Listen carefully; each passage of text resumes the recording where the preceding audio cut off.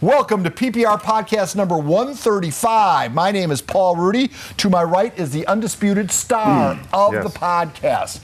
He is a former first-round draft choice of the San Diego Chargers, 8th pick overall. He is now the president of the San Diego Strike Force and co-host of the Prep Picks and Report. That was long. And I would say my friend.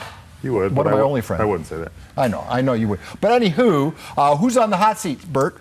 Sir Autry from Hoover High School, the Barry Sanders of the Boulevard. You can steal that if you want. If you want to take that, sir, you can take that. High praise indeed. But let's get to because I thought maybe you were knighted, that you were British royalty. How did you get the name Sir?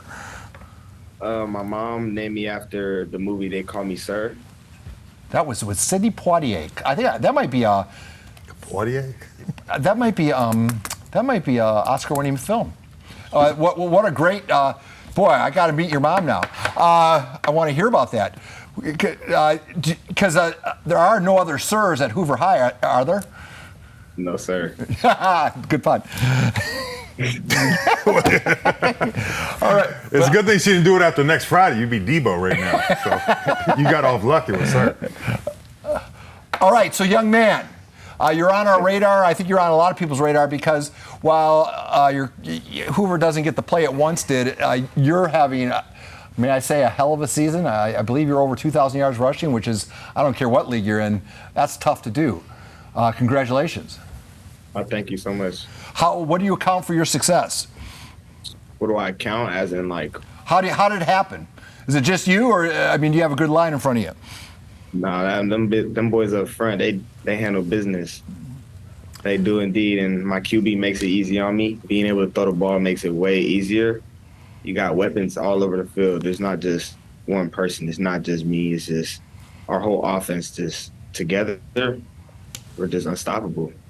Yeah, I was going to ask you that because I coached at Hoover in 2014, and we were pretty good, and then it got bad for a long time. And then, like, you see Xavier Williams, Christian Noriega.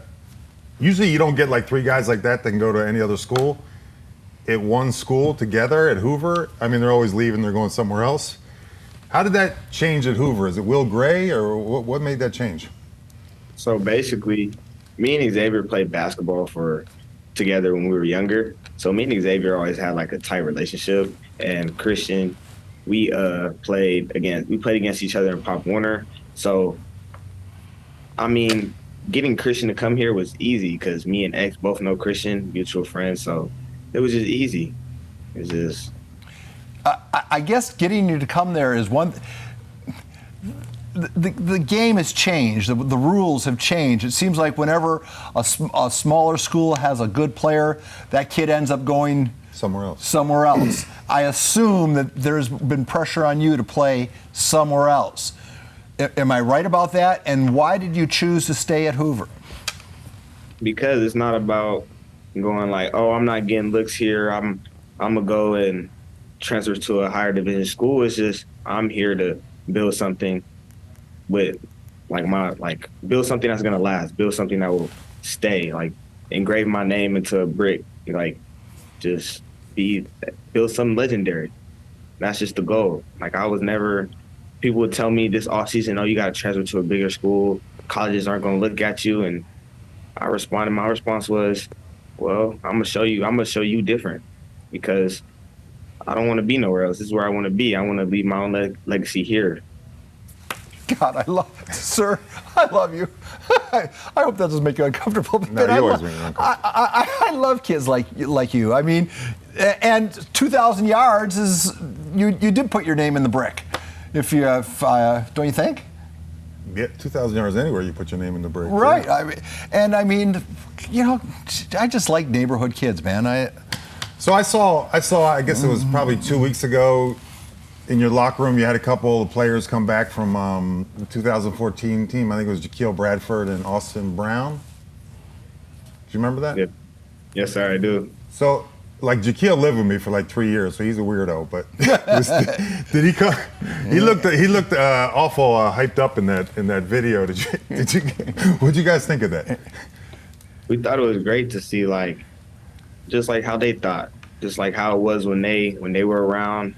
Because at that time they were pretty dominant. Those are good players. Even the alumni still they're just so involved. Like, you can see the alumni Day Holiday. He pops up to games, and we talk all the time. So the alumni are really involved, and that's cool to see, like, them come to the locker room, gives us words of aspiration, give us stuff to look forward to, just giving us that advice. What video are you talking about? It was just a pregame speech some of the older players gave on Twitter before one of the games a few weeks It's ago. on Twitter? Yeah. Do you have that video, sir? I can get it for you. I don't have it with me right now. But I mean, like, could you email it to me? Yes, sir. Yeah, right. I guess that was the thing with Hoover. That's why I was kind of so excited when Will got the job there, because it was always, they would build up the team, or not always, but coaches just wouldn't stay there for a while and wouldn't connect with kids, and it would just go over this and over, and they would get worse and worse. That's why I was kind of excited when he went there, because he does it everywhere pretty much. Yeah, if Kearney or wherever he and he'll goes. stay around. And Well, the kids tell like us him. about Coach Gray. What makes him special? What makes Coach Gray so special? Mm-hmm. Offensive genius. He loves the offensive side of the ball. That's what I love about him. I bet. He just, like, game plans, his IQ.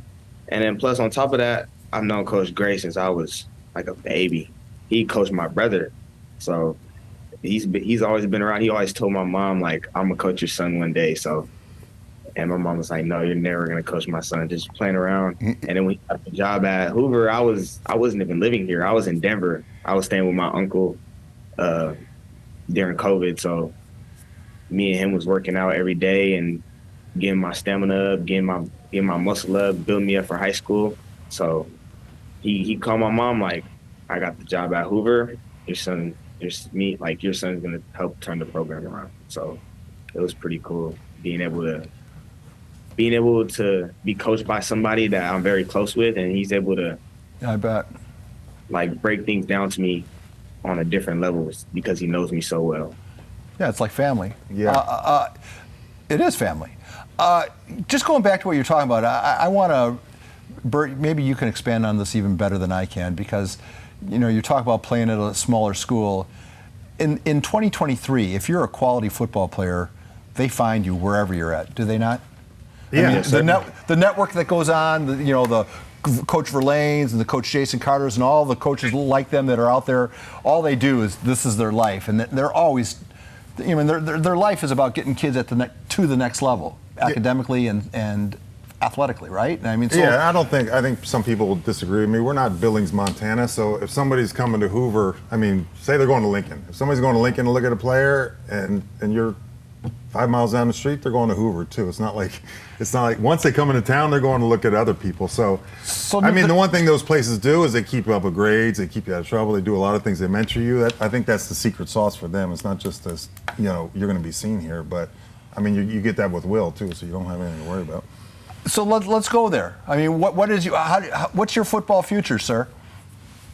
I just want to play football for as long as possible. Like, I love the game. I just love everything about the game.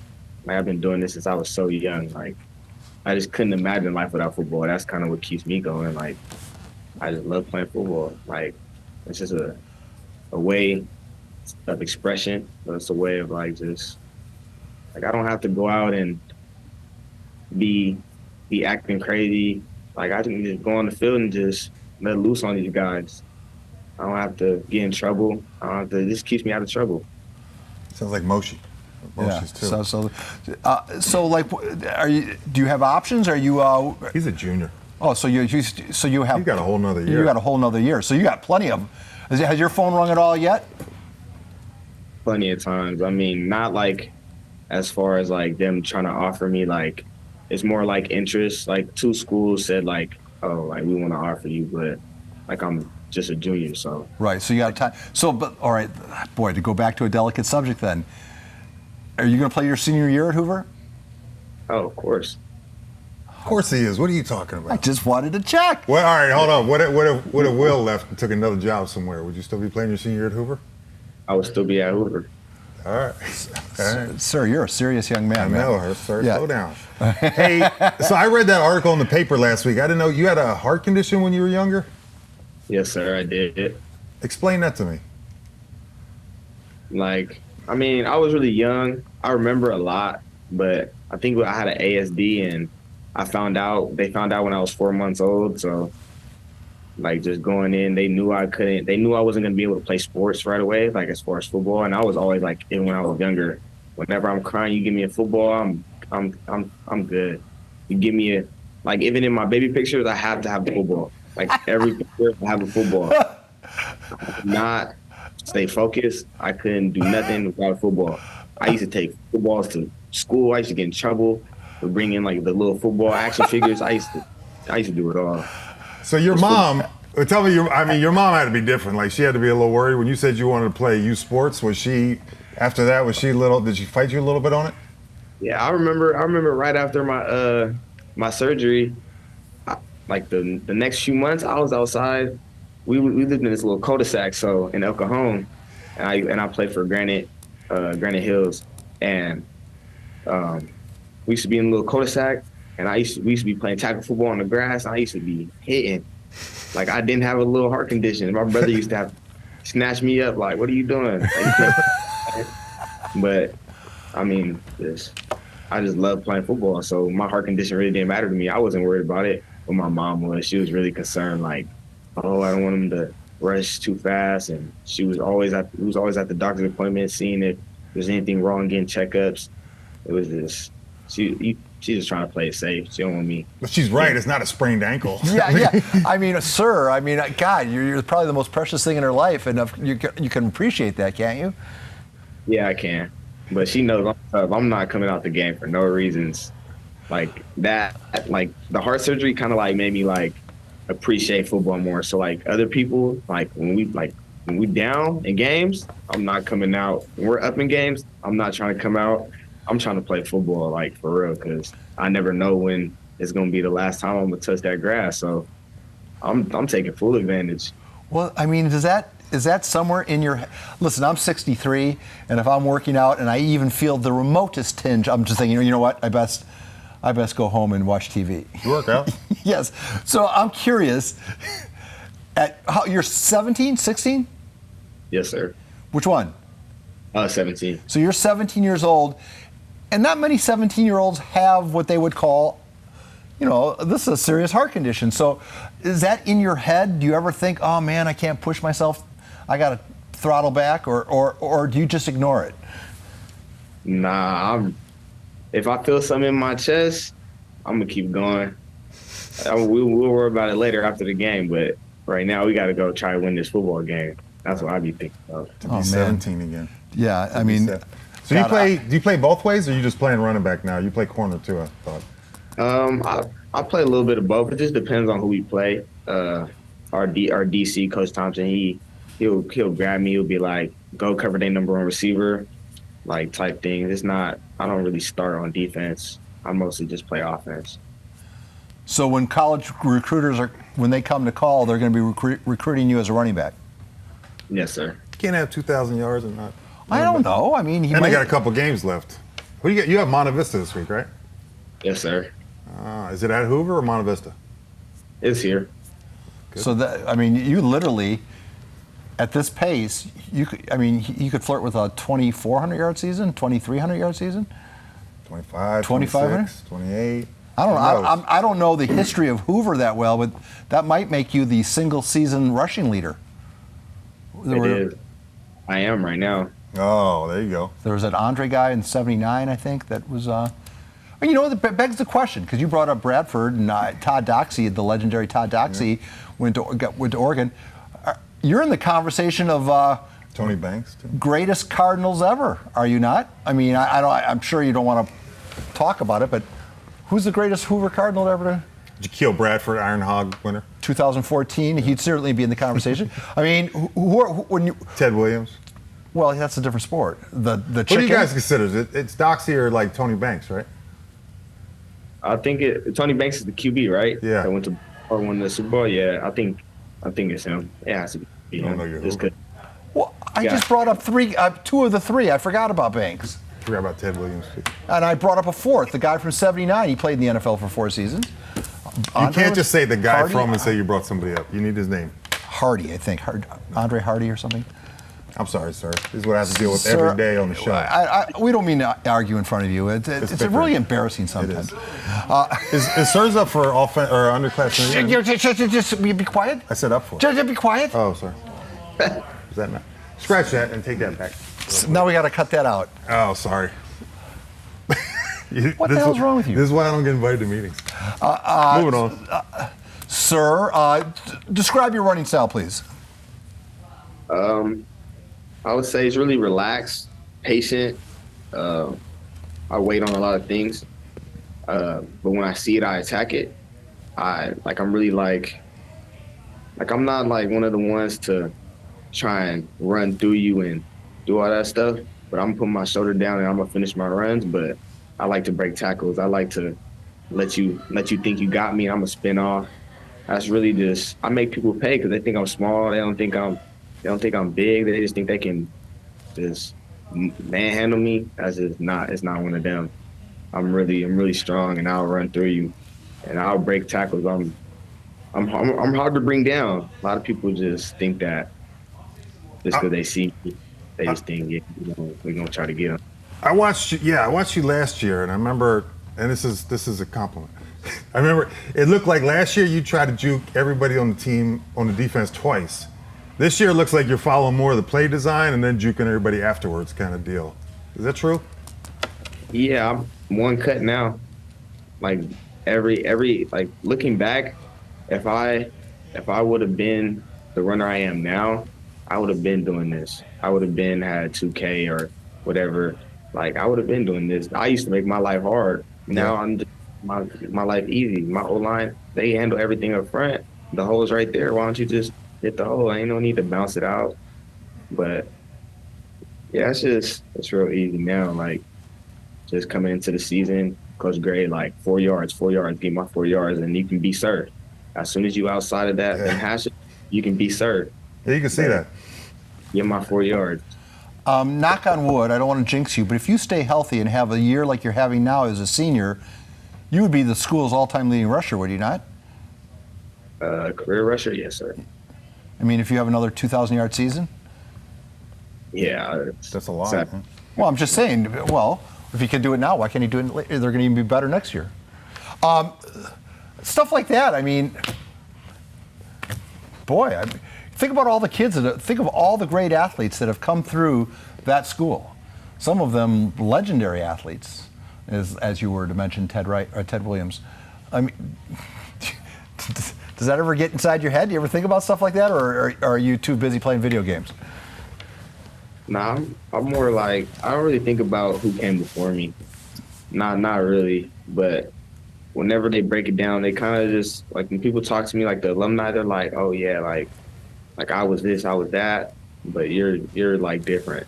But like when they tell me that, I'm just like, well, football is different. Like y'all play football like where it was really different. Now the game is pass, and they was running the ball a lot. So a lot of those running backs got a lot of love, and they just tell me like you're different. But I'm just like, how? Like I'm just playing football. Like I'm just doing like what I normally do. Well, the different would be, because like you said, you have Noriega, you have Xavier Williams, you guys pass. Back in our day, you'd get the ball 50 times a game. You probably had 3,500 yards now instead of 2,000. We didn't spread it around. If we had Sir Autry got the ball every play. Yeah, so you probably have 4,000 yards. Until your wheels came off. Young man, off the field, what do you like to do? What is your academics like? What classes do you like? What classes do you not like? What do you see? If football were to be taken away from you, what would be your plan B? My plan B would probably be, I'll probably go into like sports med or business. As far as like school, like my strengths are writing. I'm a good writer. I like to write a lot. I took AP literature this time around. I wanted like a little bit of a challenge, and it's not really a challenge. It's literally the same thing. I'm just love to write, but I hate math. I cannot do math. Me either. It's really hard. That makes three of us. None of us can. No one. I'm scraping and scratching for a C. Like, Join the club. You know what the good thing about that, though, is, sir, is unless you're a rocket scientist or an engineer of some sort, you're never going to need. No, you got your phone. How much algebra have you done since you graduated high school? None. Like, absolutely none. To me, it was the biggest waste of time. So, sir, what class did you skip to do this? Hopefully not math.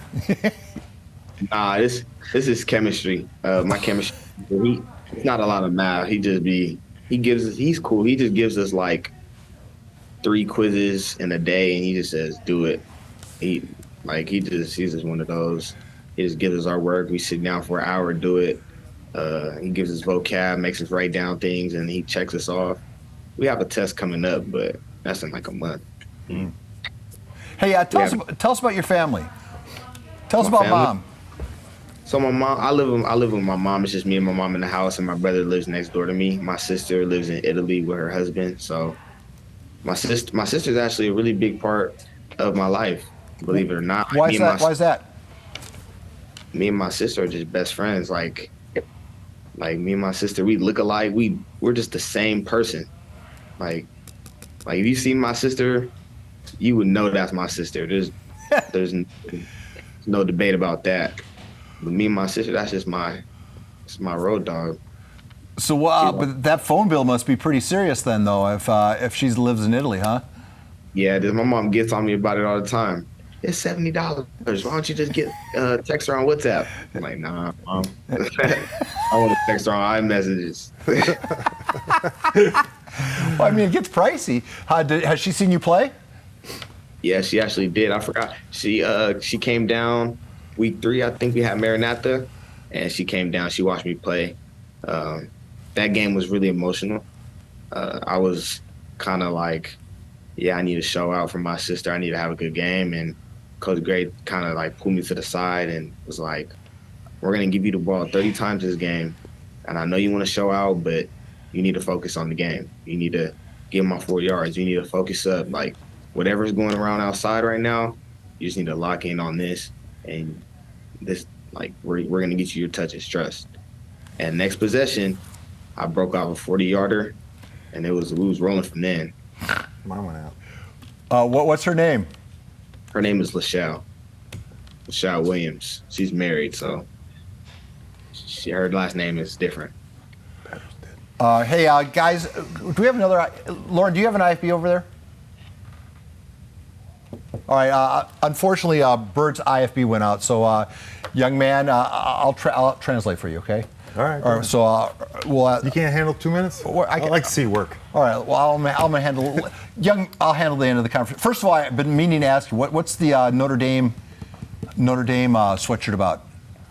I got it when I went to Notre Dame. So I went to like 8-9 colleges over the summer with Christian, and we was just visiting, touring the colleges and going to their camps and stuff like that. I got to meet a lot of really cool coaches, and I got to run 40s and just see where I'm at. Come on camera, Lauren. Come on. Come here. Come around the back. So you ran a 40 for them. What was what was your time there? My time was a 4.45 Ooh. laser. All right, I'm back in. All right, Bert's back on. So you ran a 4.45 for in South Bend. Yep, and it was cold. It was very cold. So then you probably could trim. Is that it now? Like 4.4s? That's Yeah. good? That's good enough, right? Yeah, that is good enough. If South Bend, just a hypothetical. Yeah, he's wearing a sweatshirt, of course. I mean, would you play for them if they called? Would I play for if they called? Yeah. I'd play for anybody as long as they need me and not want me. Or is it green because you're going to be a Lincoln Hornet next year? Which should I read No. Dude, please. You don't want to ask him if they're going to play for him. Of course he is. No. All right, I got one more. One more question. Well, one more question. Sir, you got time for one more piece? I got a lot of time, all the time in the world. Well, we appreciate you doing this, by the way. Go ahead. So you got Monte Vista this week. Who has the bye? Like the winner of that plays? Do you know? Like who would you after you beat Monte Vista? Who do you play? Who has the bye this week? Nobody has a bye. Oh, nobody does. So who do you get the winner of if you were to win? We either get Valhalla or Vincent Memorial. Oh, okay. All right. So the path is set. I always like to ask this two-parter. Who's most responsible for you sitting in this conversation right now? When you look back on your life, what person was in your corner from day one that you want to give a shout out to? Really, my mom. My mom is the one that during my freshman year, I used to come home angry and upset. I used to just be so mad and so upset, so vexed with the fact that I'm have to sit behind a running back that I felt like I was better than at that point. But I'm 5'7", 115 pounds. Like I'm thinking I'm better than this dude, and I had to sit behind him, and that really just made me mad and angry. But when my mom broke it down to me, she was like, "Son, like he's a senior and he's doing good right now. Your time will come. Like you have to be patient. You have to get in the lab. You have to get bigger. You have to get faster. You have to get stronger. You have to learn the game." Like I was just like, "You're right," and I just had to suck it up and just listen to her, knowing that she was gonna be right. And my sophomore year, when my time rolled around, I think I did all right. And then looking on it now, I'm really like, thanks, Mom. Like, if I would not have listened and just was still just blaming everybody else besides myself, I wouldn't be here right now. Give her a hug tonight. You said two-part. Yeah, and then here's my last question. My last question will let you go. Because you're over time already. You don't respect these kids' schedules. He said I could talk to him, That's true. and if you hadn't been arguing the whole time, And my battery went out. I'm sorry, man. I can't take him anywhere. All right. Our classes are an hour and 45 minutes long. Oh, you got wow. Yeah. All right, last question, I promise. Speak to the youngsters. Speak to the next generation of sirs. Your advice to them. What's maybe the best advice you've ever received, and pass it along if you would. Tough one. I would just say don't dwell and don't dwell right now. It's like whatever your problems are right now, like, oh, you don't got no offers or you don't got no interest, just put your head down, keep grinding. Like don't be sitting there crying about it, just dwelling on it. Go put that work in. Like, come on now. You know what I mean? Just step up, drop them things, just work hard. Sir, you've been an absolute joy to speak with. I look forward to meeting you face to face one day, very soon, in fact. So, What's that mean? Sir, thank you, 1,000 thank yous.